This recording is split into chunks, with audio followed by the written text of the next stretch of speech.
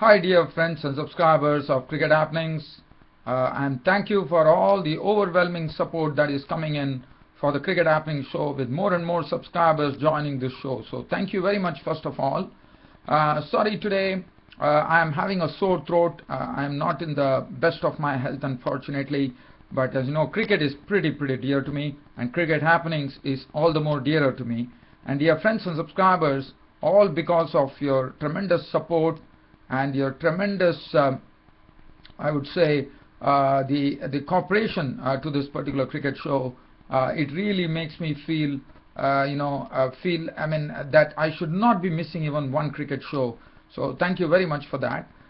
So as you would see from my voice box itself, that my voice is not really clear, but I will do my best. So please pardon me there. Well, as far as today's Cricket Happening show goes, we will be starting off from the fourth one-day international that took place between New Zealand and West Indies, which was played at the new ground, which I'll be talking about, where well, once again it was the rain has been playing spoil sport, as you know, as far as the New Zealand West Indies one-day internationals is concerned. And this was the fourth one-day international where both the teams were level, and the fourth one-day international also had to be decided by the Duckworth-Lewis method, and New Zealand actually winning the match by 58 runs. So I'll be talking about that, and then we will have a look at the, as I said, it was an interesting day's play coming up today on the final day between Pakistan and Sri Lanka. Yes, it was interesting, but well, if you look at it, Angelo Mathews, the Sri Lankan captain, carved an unbeaten 157, his career best score as far as test matches are concerned. And then he actually gave a target of 301 for Pakistan to chase, but well, Pakistan, well, they really didn't take the bait, I would say, and they finished at 158 for 2, even though the pitch was playing good. Well, I'll be talking about that. And then we have one match which is going on right now. I can give you the cricket update right now, and then I will come and talk to you about this match which happened yesterday. As you would remember, yesterday England were rolled out for 155, as you would remember. In fact, yes, England were actually rolled out for 155 with the wickets being shared by Ryan Harris, Mitchell Johnson, Peter Siddle. So Australia are absolutely on course for a 5-0 clean sweep of the Ashes series. So they are definitely going to be rewriting the history there as far as the Ashes series is concerned, and one is waiting. And currently, the score for Australia is, they are, after taking the lead yesterday of 171, they're absolutely in the box seat.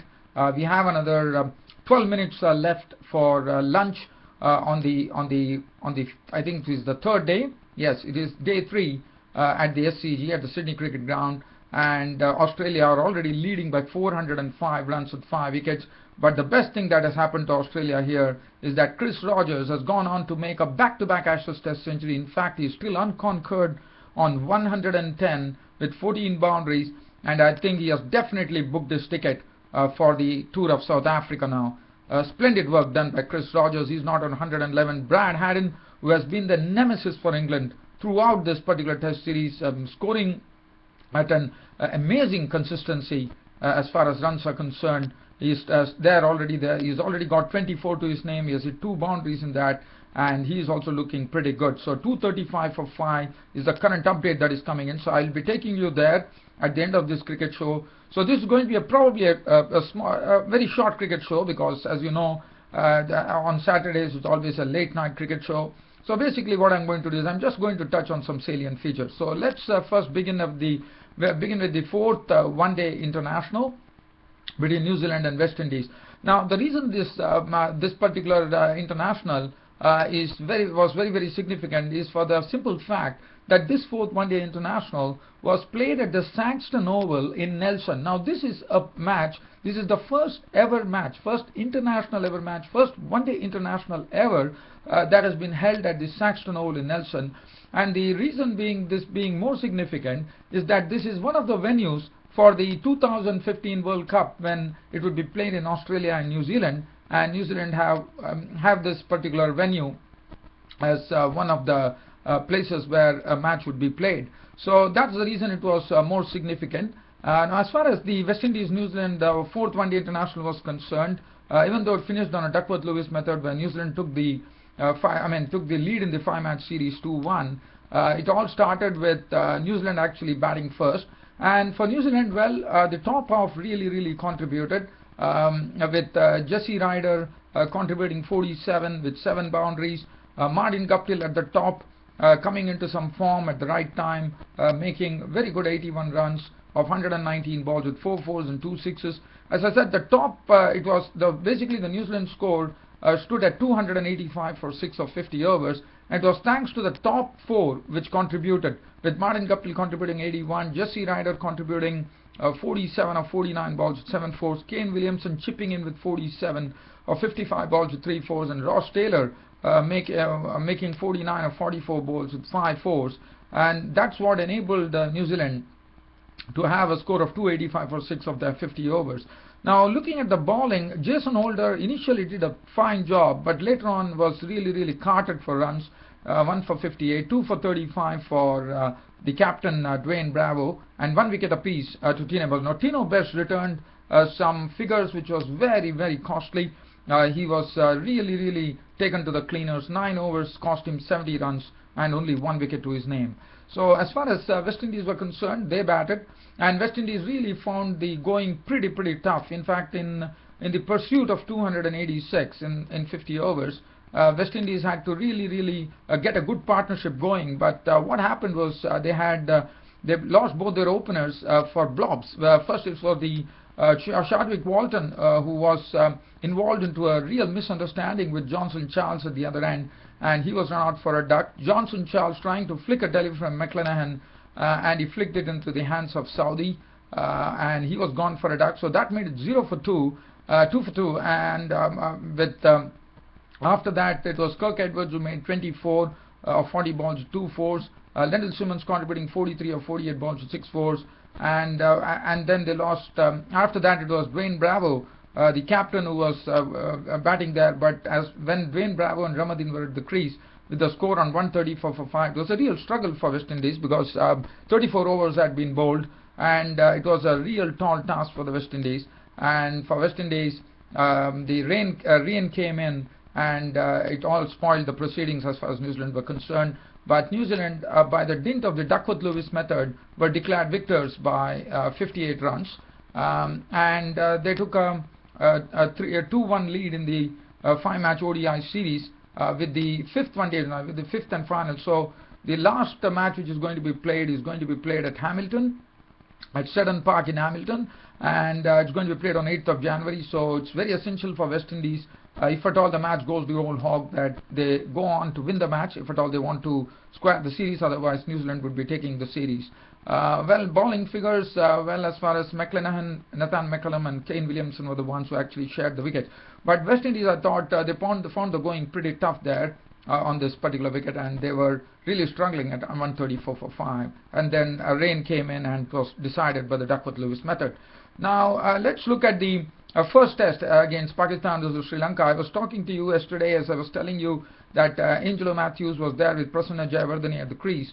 And it was essential. Probably one was thinking that Sri Lanka, being the final day of this first test match at Abu Dhabi, probably Angelo Mathews and Jayawardene would play off the first over, get some quick runs. But we saw a very pretty different approach from Angelo Mathews and from Prasanna Jayawardene, where they couldn't really get a lot of runs. Probably there was some good bowling from the Pakistani bowlers, and the pitch was playing good, and that was what, as Angelo Mathews very rightly said in his post conference, that probably thought that pitch was playing well, so he was a bit scared of actually giving Pakistan a target that they could chase. So he wanted to bide some time. Well, it did bide some time, but in the 20 overs in 1 hour, 1 hour that they played, they scored only 60 runs. But finally, Sri Lanka declared the innings close at 480 for 5, with Angelo Mathews, the Sri Lankan captain, playing a fine hand with an unbeaten 157, his career best test score, with 16 fours and 1 6. And this is what Sri Lanka wants, because Angelo Mathews has been scoring a lot of runs, but you know, one was really looking out for a big one from the Angelo Mathews, the Sri Lankan captain and all-rounder, and this is what Sri Lanka wants from him, and he definitely delivered here, and I'm sure this is something, a signal as far as his Test career blossoming is concerned, and I'm sure he's going to score more because he's a very a wonderful all-rounder and a wonderful captain for Sri Lanka. So he was not out on 157, 16 fours and 1/6. Prasanna Jayawardene also got into some form finally after being dropped, as you know. I mean, he had a good test record, but he was dropped for the previous series, but finally he came here good. He had an unbeaten 63 with 6 fours and 1/6, gives superb support to his captain Angelo Mathews, which really enabled Sri Lanka to declare the innings close and set a target of 302 for victory to Pakistan. As far as this partnership was concerned, which was an unbeaten partnership between Angelo Mathews and Prasanna Jayawardene, it took the score from 324 to 480. So that essentially meant that was a 156 run partnership unbroken for the 6th wicket. So Pakistan started, and Pakistan didn't have a good start. In fact, Khurram Manzoor's wicket was claimed early by Suranga Lakmal, who gave them the breakthrough. So he was gone for 8 with 1/4. And then it was left to Ahmed Shehzad and Mohammad Hafiz. Ahmed Shehzad, well, already, as you know, in the post-match press conference, Misbah-ul-Haq, the Pakistan captain, has been full of high praise as far as Ahmed Shehzad's batting is concerned. And why not? He has already scored 2 centuries in the one-day internationals, and he's really looking in a fine prospect now for Pakistan. He's technically pretty compact, and Ahmed Shehzad now he's also learning his lessons pretty quickly, whereby he also knows to play the waiting game now, and he can also attack at the best of times, and that's what precisely he has done, and that's what the Pakistani captain Misbah-ul-Haq voiced, that saying that Ahmed Shehzad, according to him, has been the biggest gain for them in this series. And he also partnered Mohammad Hafiz, and Mohammad Hafiz also got into, I mean, after coming into the test matches, he failed in the first innings, but definitely took the opportunity here to grab some runs, and both of them really prospered by putting on a 101 run partnership before Rangana Herath actually had LBW, Ahmed Shehzad LBW for 55 with 7 fours, and finally, well, as I said, there was not much to be done. So finally the match was called off with both the teams shaking hands, with Mohammad Hafiz remaining unbeaten with 80 runs with 11 fours, and Yunis Khan was not out on 13 with no boundaries, just grafting and giving company to Mohammad Hafiz, and Pakistan finished on 158 for 2. Thus the first test match in Abu Dhabi between both the teams was drawn. Now they move on to the second test match. So the bowling figures were concerned, 1 wicket apiece to Lakmal and Rangana Herath. And just talking about the second test which is coming up, it is going to be played at the Dubai Cricket Ground. It will be starting on 8th of January. That will be the second test match. But I'm sure Sri Lanka put up a good I would say good performance in the second innings to really stave off Pakistan and finally put some pressure on Pakistan and gave them a target. So it was a pretty interesting test match with both the teams really fighting it out. Well, now let's shift on to the Ashes series. As far as the Ashes series is concerned, that is the one which is really very important. The reason being that Australia are eyeing a clean 5-0 sweep to rewrite history as far as Ashes Test series is concerned after 2007, and here they are. They actually rolled out England for 155 yesterday. It was some pretty good bowling by the Australian bowlers by picking up the wicket pretty quickly. In fact, Mitchell Johnson went on to add another 3 wickets to his tally, so he has now 34 wickets already. I think he's just 2 shy of the record, Australian record set by the pace bowler. According to me, he's just 2 wickets shy of that, according to me. So he had 3 wickets. In fact, the wickets were shared equally by Ryan Harris, who chipped in with 3 for 36. Johnson had 3 for 33. Peter Siddle 3 for 23, and Nathan Lyon picking up 1 for 57. As far as England's batting was concerned yesterday, Alistair Cook, in fact, the very first ball, in fact, the first over of the morning, Alistair Cook padded to Ryan Harris to a ball which was actually straightening up, and he was gone, LBW for 7. James Anderson, the night watchman, was out for 7 to Johnson. Ian Bell got a nick on. In fact, England were in deep trouble when they lost wickets of Alistair Cook and then the night watchman Anderson, and then Kevin Peterson was caught by Watson of the bowling of Harris for 3, and Ian Bell also departed, getting a nick onto a faint nick of the bowling of Siddle to Brad Haddin behind the stumps. And if you look at the first 5 batsmen, It looks like Alistair Cook made 7, Carberry, Duck, Anderson 7, Ian Bell 2, and Peterson 3, and all the half side, the half of the England side were back in the pavilion at a score of 23 for 5. They were absolutely reeling. The innings were in tatters, and it really required somebody to stem the rot. Well, it came in the form of the promising Ben Stokes, the all-rounder, and also the Test debutant Gary Ballance. Both of them really tried their best to really, see to it that they don't lose any further wickets. But what they did is they just pushed the score along to 62 before Gary Ballance, in his first Test match after making 18 runs with 2 fours, was caught behind the bowling of Nathan Lyon. Ben Stokes, well, he got some support from Johnny Bairstow, who contributed 18 runs before he was out, and then Ben Stokes was the highest scorer with a score of 47 with 4 fours.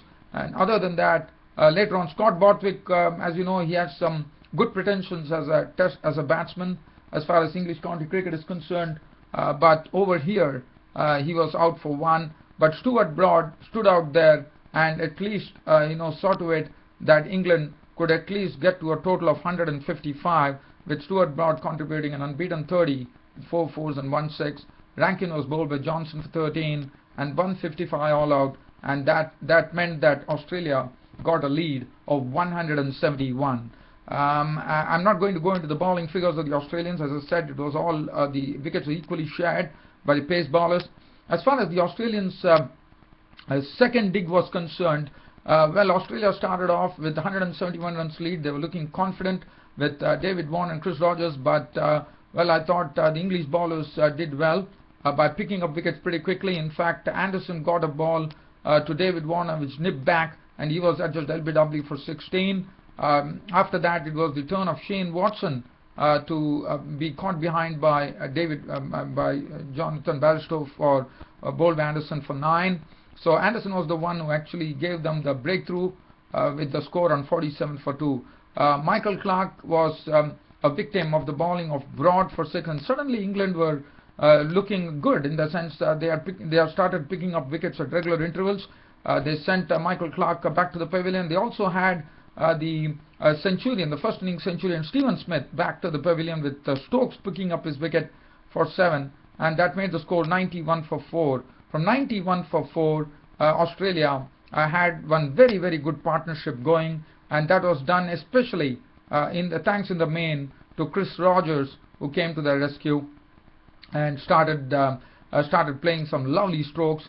As you know, his confidence was definitely increased after that century that he hit, and he went on with George Bailey. In fact, they resumed at their overnight score, and what they did is they actually today they did a fine job by taking the score to 200. They took the score from 91 for 4, with Bailey also playing some very, very good strokes today, in the sense he gave good support to he had 6 fours in his knock of 46, and Chris Rogers, well, he was looking pretty confident. He was he was playing his pull shots pretty well. He was cutting well and he was driving well. It was good to see.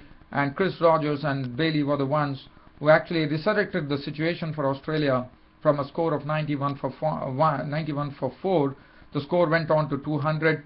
So that essentially meant that it was a 109-run partnership. And then finally, the wicket to go today was Broad. Broad was the one who actually gave them the breakthrough. And George Bailey actually tried to pull a delivery from Broad, but only managed to actually put it in the air because he got the top edge. But Scott Borthwick showed his fielding skills by taking a beautiful catch. In fact, he moved pretty swiftly there, and he actually dived in and actually picked up the catch. It was a good catch by Scott Borthwick, the right arm leg spinner, and Bailey was gone for 46 for 6-4. So that was the first wicket to go today. And then suddenly now Australia, I see that they have lost a lot of wickets. The update that is coming in is that Borthwick has clean bowled Brad Haddin for 28 with 3 fours. Chris Rogers is still going strong, not out on 114, and Mitchell Johnson has also been clean bowled by Stokes. So Ryan Harris is not out on 1, and Australia, I'm just trying to see whether they have gone to lunch right now. I'm just trying to see what is the match situation.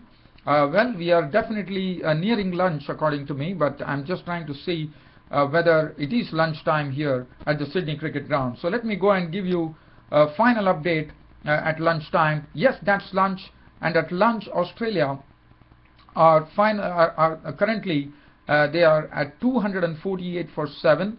Chris Rogers, as I said, is still going strong. He's not out on 114 with 14 fours, and I'm sure he has booked this ticket for the tour of South Africa now. Ryan Harris is not out on 1, and well, the score with this particular score, lunch on day 3, that is the situation here at the Sydney Cricket Ground, with Australia now leading by 419 runs. They have another 3 wickets remaining. So, well, they have nothing to really worry. I mean, it is only a matter of clean sweep, and definitely the clean sweep is definitely on the cards. As I said, it has been only Chris Rogers today who has really stood it out very well, and Australia leading by 419 runs. Well, dear fans and subscribers, with this little cricket update, I'm sure they are definitely eyeing an Ashes series. The 5-0 clean sweep is absolutely on the cards, with 2 more days to go, so a lot of time left. There's no need for even Michael Clarke to declare. I'm sure Australia can go the whole hog, and they still have another 2 days left. So, well, dear fans and subscribers, on this note, the Cricket Happening show is about to end. Thanks for your company as always, and thanks for your complete cooperation to this cricket show. Your host Ram will see you tomorrow. Until then, it's good night. Thank you.